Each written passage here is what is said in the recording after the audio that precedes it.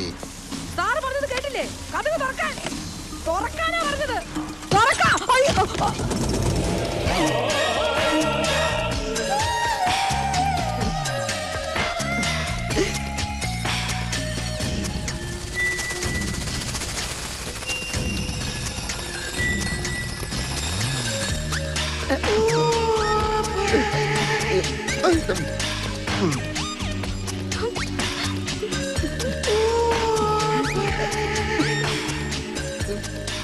വാതിലടക്കാൻ പറയൂ. കുളിക്കുകയാണെങ്കിലും കുളിക്കല്ലെങ്കിൽ ഈ പെൺകുട്ടി ഡിപ്പാർട്ട്മെന്റിനോട് ഇത് ചെയ്യാൻ പാടില്ലായിരുന്നു. എന്ത് നടപടി എടുക്കണമെന്നും പിടികിട്ടുന്നില്ല. നിന്ന് കിണിക്കുകയാണോ? ഡിപ്പാർട്ട്മെന്റിന്റെ അന്തസ്സിനെ പറ്റി ഓർമ്മ വേണം. അയ്യോ സാർ, ഞാനത് അറിയാതെ. എന്റെ ലൈഫിലെ ആദ്യത്തെ സംഭവമാണിത്. ആ കുട്ടിയോട് എന്തെങ്കിലും ഒരു ഡ്രസ് എടുത്തിട്ട് പുറത്തേക്ക് വരാൻ പറയും. ലേഖ വരൂ. കുട്ടി വേഗം ഡ്രസ് ചെയ്തു വരൂ. ഞാൻ പുറത്ത് വെയിറ്റ് ചെയ്യാം. ശരി. നിങ്ങൾ എന്തിനാണ് ആ സമയത്ത് മിനിസ്റ്ററെ കാണാൻ പോയത്? രമേശ് പോലീസിന്റെ കയ്യിൽ പെട്ടാ പിന്നെ ബോഡി പോലും കാണാൻ പറ്റില്ലെന്ന് സ്റ്റീഫൻ പറഞ്ഞപ്പോ ഞങ്ങൾ ആകെ പേടിച്ചു പോയി. സ്റ്റീഫൻ എന്ന് പറയുന്നത് റബൽ ഗ്രൂപ്പിന്റെ ലീഡർ അല്ലേ? അതെ സാർ, അവനാണ് ഞങ്ങള് രമേശിനെ ഒളിപ്പിച്ചു വെച്ചു എന്ന് പറഞ്ഞുണ്ടാക്കിയത്. രമേശിനെ പോലീസ് പിടിച്ചോ സാർ? അത് നിങ്ങൾ അറിയേണ്ട കാര്യമില്ല. രമേശ് രമേശ് പേടിക്കണ്ട, അവര് പുറത്തേക്ക് പോയി. ഇങ്ങോട്ട് നോക്കി. എന്റെ ജീവൻ കളഞ്ഞ് ഞാൻ നിന്നെ രക്ഷിക്കും. ആർക്കും വിട്ടുകൊടുക്കില്ല, സത്യം. അപ്പൊ സമയം എത്രയായിരുന്നു എന്ന് ഓർമ്മയുണ്ടോ? 8:30 9 കാണും സാർ. അങ്ങനെ പറഞ്ഞാൽ എങ്ങനെയാ? ഒന്നുകിൽ 8:30 അല്ലെങ്കിൽ 9. പറയുന്ന ഓരോ ഉത്തരവും സൂക്ഷിക്കണം. തെറ്റി പറയുന്ന ഒരു ഉത്തരം മതി കൊലക്കയറി വിടാൻ.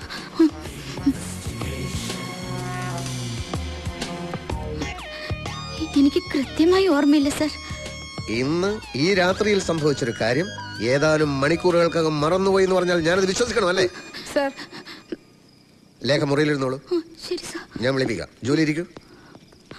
വരൂ കുട്ടി.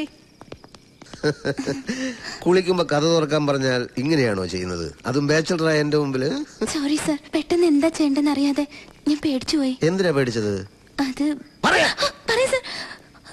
പേടിക്കണ്ട. ഞാൻ ചോദിക്കുന്ന ചോദ്യങ്ങൾക്ക് സത്യസന്ധമായി മറുപടി പറയണം.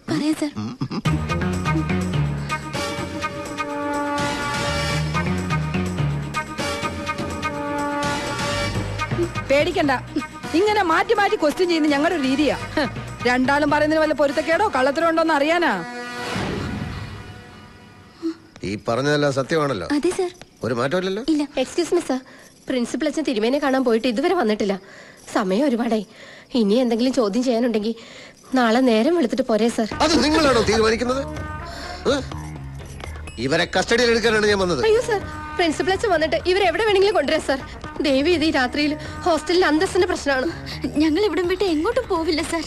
ഓക്കെ, നാളെ ഞാൻ പറയുന്നിടത്ത് ഇവരെ കൊണ്ടുവന്നിരിക്കണം. ജർമ്മൻ ഷെപ്പേർഡ് പട്ടിയുടെ അവസ്ഥ അറിയാലോ? Durga, come on.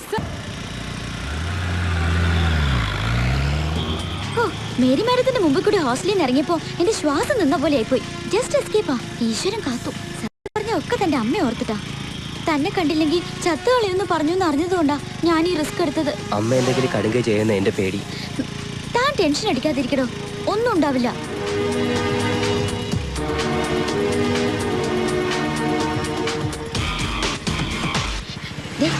ഞാനിവിടെ വെയിറ്റ് ചെയ്യാം. എന്നെ കണ്ട ആരെങ്കിലും തിരിച്ചറിഞ്ഞ പ്രശ്ന. അമ്മയെ കണ്ടിട്ട് പെട്ടെന്ന് വരണം.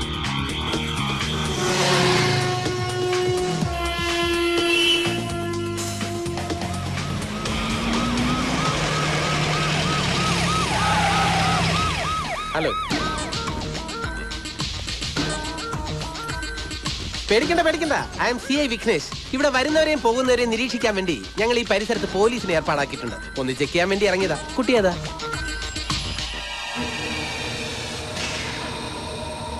നീ അവനല്ലേ?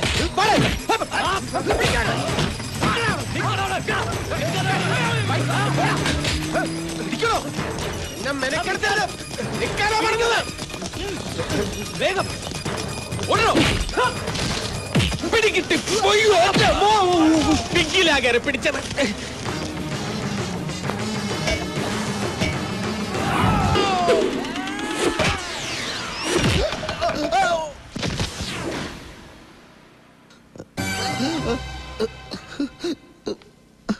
അവനെ പിടിച്ചോ? ഇല്ല സാർ, അതെങ്ങനെ ബോധം കെട്ടുവിടാ സാറിനെ ഹോസ്പിറ്റലിൽ എത്തിക്കോ അതോ അവനെ പിടിക്കാൻ പോവോ? പിന്നെ താൻ തന്നെ പ്രതിയെ പിടിച്ചു എന്ന് പറഞ്ഞ എല്ലാ പത്രത്തിലും വിളിച്ചു പറഞ്ഞു എന്തിന്? അതങ്ങനെയല്ലേ സാർ, കർത്താ സാറിന്റെ നേതൃത്വത്തിൽ CI വിഘ്നേഷ് പ്രതിയെ പിടിക്കും. തന്നെ സാർ സ്ട്രെയിൻ ചെയ്യരുത്. നെഞ്ചിന്റെ സെൻട്രൽ പോയിന്റിലാ കമ്പ് കൊണ്ടത്. അതുകൊണ്ടല്ലേ സാർ നേരെ ഇങ്ങോട്ട് കൊണ്ടുവന്നത്. അവനെ പിടിക്കാൻ പറ്റിയില്ലല്ലോ. സിറ്റി മുഴുവൻ അവൻ അരിച്ചു പറക്കുന്നുണ്ട് സാർ. അവൻ നമ്മൾ വിചാരിക്കുന്ന പോലെ ഒന്നുമല്ല സാർ, അവനൊരു പഠിച്ച കള്ളനാണ്. ഏതുവരെ പഠിച്ചിട്ടുണ്ട്? അതല്ല സാർ, അവനൊരു കായംകുളം കൊച്ചുണ്ണിയാണ്. അവൻ കായംകുളം കൊച്ചുണ്ണിയാണെങ്കിൽ ഞാൻ ഇത്തിക്കര പക്കിയ. അതെനിക്കറിയാം സാർ. എടോ, മിനിസ്റ്ററുടെ പേഴ്സണൽ ഫോണിലേക്ക് വന്ന നമ്പറുകൾ ട്രേസ് ഔട്ട് ചെയ്തോ? ഉവ്വ് സാർ. 7 മണിക്ക് വിളിച്ചത് ലീഡർ KR ആണ്. 7:15 വിളിച്ചത് സിറ്റി ഹോസ്പിറ്റലിൽ നിന്നാണ്. 7:30 വിളിച്ചത് പാപ്പച്ചൻ ഗ്രൂപ്പ് MD പാപ്പച്ചനാണ്. 7:40 45 വിളിച്ചത് മിനിസ്റ്ററുടെ 2 സ്ഥിരം കക്ഷികളാണ്. അതാര്? മിനിസ്റ്ററുടെ 2 വീക്ക്നെസ്സുകൾ. അവർ ആ സമയത്ത് അവിടെ വരാനും സാധ്യതയില്ല. കാരണം അവര് അതർവൈസ് എൻഗേജ്ഡ് ആയിരുന്നു somewhere else with some other persons. അതൊക്കെ സാറിനോട് പറയാൻ എനിക്ക്. എന്തൊരു വെയില, പമ്പിന്ന് ഇറങ്ങാൻ 10 മിനിറ്റ് താമസിച്ചു മലയാളി.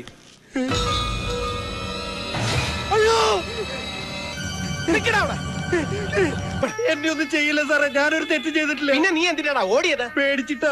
മന്ത്രിയെ കൊന്ന് ഞാനാണെന്ന് പറഞ്ഞ് പോലീസ് തപ്പുണ്ടെന്ന് പറഞ്ഞു. സത്യമായിട്ട് ഞാനൊന്നും ചെയ്തിട്ടില്ല. കൊല്ലാൻ വന്നവരെ ഞാൻ കണ്ടു എന്നുള്ളത് നേരാ.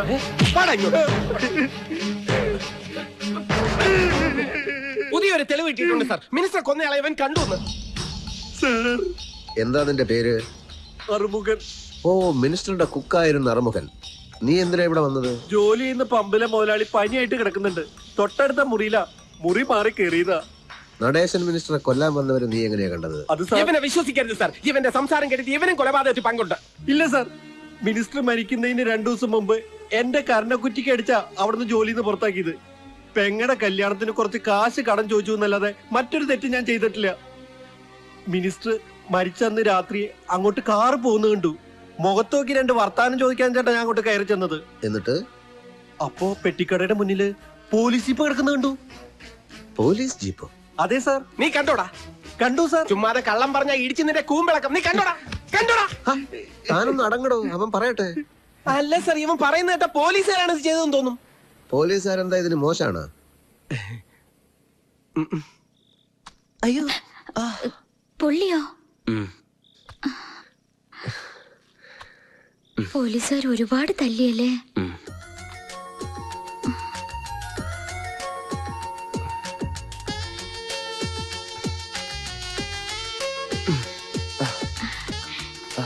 രമേശ, ഞാനൊരു കാര്യം പറയട്ടെ.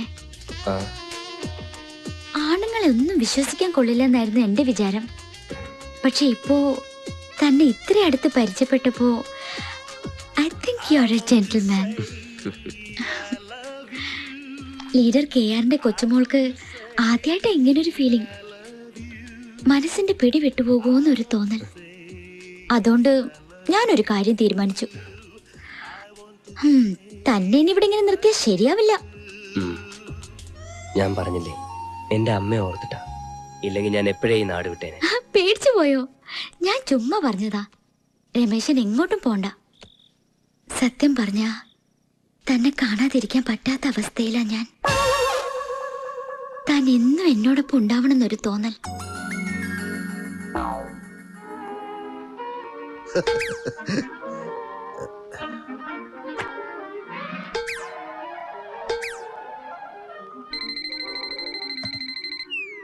യെസ്, ഞാൻ ദിനേശനാണ്. ഏത് CBI? എവിടത്തെ CBI? എടോ, CBIയും സേതുരാമയ്യരും ഒക്കെ സിനിമയിൽ നടക്കും. കമ്മീഷണർ കർത്തായെ പോലുള്ള ഇന്റലിജന്റ് ഓഫീസേഴ്സ് കേരള പോലീസിൽ ഉള്ളിടത്തോളം കാലം ഈ കേസിൽ ഒരു വിദേശ ശക്തിയും ഇടപെടേണ്ട ആവശ്യമില്ല. അണ്ടർസ്റ്റാൻഡ്? സാർ, പുതിയ ഹോം മിനിസ്റ്റർ വന്നിരിക്കുന്നു. ഇങ്ങോട്ട് വന്നിരിക്കുന്നു? സത്യപ്രതിജ്ഞയ്ക്ക് മുമ്പ് നടേശൻ മിനിസ്റ്ററുടെ കൊലപാതകം കണ്ടുപിടിക്കാമെന്ന് ഏറ്റിരുന്നത്.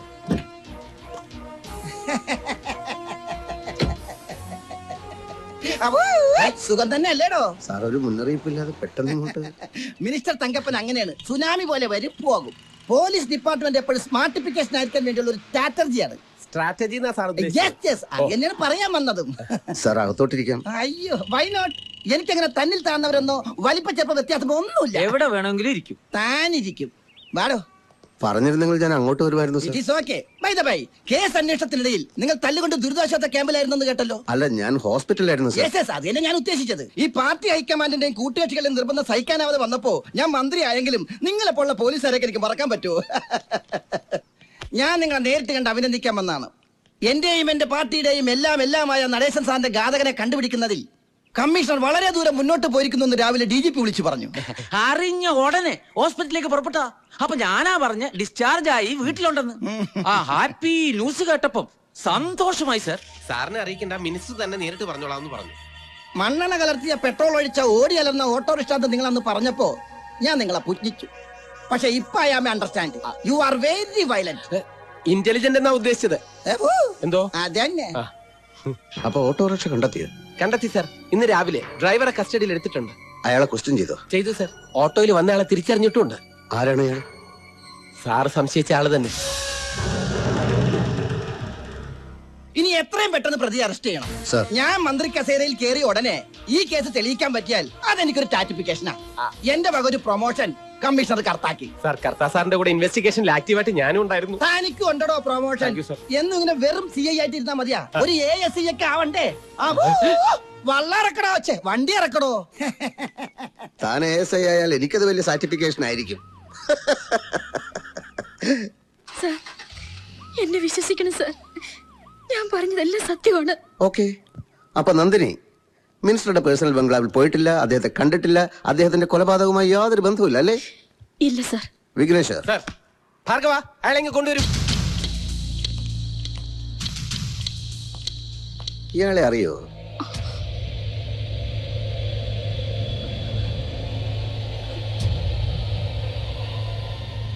താൻ ഇവരെ അറിയോ? ഓ അറിയും സാറേ. എങ്ങനെ അറിയും? ഞങ്ങളും പത്രങ്ങളും ടിവികളും ഒക്കെ കാണുന്നവർ തന്നെ. നടേശ സാറിനെതിരെ കേസ് കൊടുത്തത് ഇവർ തന്നെയല്ലേ? അന്ന് തന്റെ ഓട്ടോയിൽ അവിടെ വന്നിറങ്ങിയത് ഇവര് തന്നെയാണെന്ന് ഉറപ്പാണോ? തന്നെ സാർ, ഞാൻ എന്റെ കണ്ണുകൾ കൊണ്ട് കണ്ടു തന്നെ. ഇവര് തന്നെ. എന്നാ താൻ പോയിക്കോ. ഓ, നന്ദിനി ഇപ്പോഴെന്ത് പറയുന്നു? മര്യാദയ്ക്ക് സത്യം പറഞ്ഞില്ലെങ്കിൽ ഈ ദുർഗയെ കൊണ്ട് ഇടിപ്പിക്കും. ഇത് 98 കിലോ തൂക്കോളാം. വെറുതെ 98 വിടടോ. അവർ അബദ്ധത്തിൽ ഒരു കള്ളം പറഞ്ഞു പോയി. മനുഷ്യൻ എല്ലാ സമയത്തും സത്യം പറയാൻ പറ്റുമോ? അല്ലേ നന്ദിനി? മിനിസ്റ്റർക്കെതിരെ കൊടുത്ത അപകീർത്തി കേസിന്റെ പരാജയം, കോളേജിൽ വെച്ചുള്ള മിനിസ്റ്ററുടെ ആക്ഷേപ പ്രസംഗം, മകനെ കയ്യിൽ കിട്ടിയാൽ കൊന്നുകളയുമോ എന്നുള്ള ഭയം, ഇങ്ങനെയുള്ളൊരു മാനസികാവസ്ഥയിൽ ഏതൊരാളും കൊലപാതകയായി പോകാം. ദാറ്റ് ഈസ് ക്വൈറ്റ് നാച്ചുറൽ അല്ലേ നന്ദിനി? ഇല്ല സർ, ഞാൻ ആരെയും കൊന്നിട്ടില്ല. പിന്നെ നിങ്ങൾ എന്തൊരു ഗസ്റ്റ് ഹൗസിൽ പോയി? സംഭവം നടന്ന ദിവസം 7:15 സിറ്റി ഹോസ്പിറ്റലിൽ നിന്ന് നിങ്ങൾ മിനിസ്റ്ററുടെ സെൽഫോണിൽ വിളിച്ചിരുന്നു. വേണ്ട നന്ദിനി, കള്ളം പറഞ്ഞ് അധിക നേരം പിടിച്ചു നിൽക്കാമെന്ന് വ്യാമോഹിക്കേണ്ട. എന്തിനാണ് നിങ്ങൾ മിനിസ്റ്ററെ വിളിച്ചത്? മറ്റൊരു വഴി ഇല്ലാഞ്ഞിട്ട്.